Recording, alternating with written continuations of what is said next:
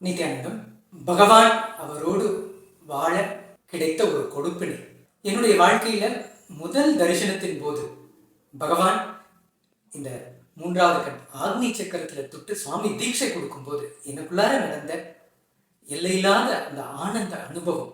அப்போ எனக்குள்ளார ரொம்ப தெளிவா சுவாமிஜி காமிச்சாங்க, நான் அப்படிங்கிறது இந்த உடம்பு இல்லை, நான் அப்படிங்கிறது இந்த மனசும் இல்லை, அதை தாண்டி இருக்கிற நமக்குள்ளார இருக்கிற கடவுள் சக்தி தான் நான் அப்படிங்கிறத அனுபவமா உணர்த்தினார்.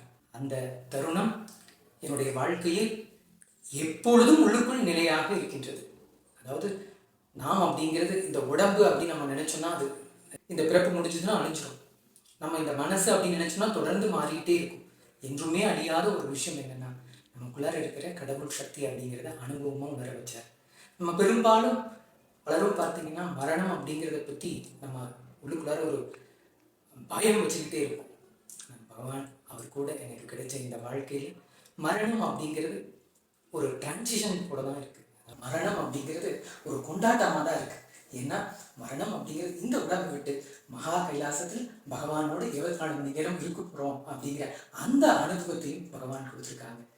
என்னுடைய வாழ்க்கையில் எத்தனை ஜென்மமாக நான் சேர்த்து வச்சிருந்த கர்மங்கள் அத்தனையும் கரைத்து என்னுடைய வாழ்க்கையில் புது மனிதனாக ஒரு பரமசிவன் வடிவமாக வாழ வச்சிருக்கார் நம்முடைய பகவான் ஸ்ரீ நித்யானந்த பரமசிவம். அவருடைய பாதத்திற்கு என்னுடைய நன்றியை காணிக்கையாக்குகின்றேன். நன்றி. நித்யானந்தம்.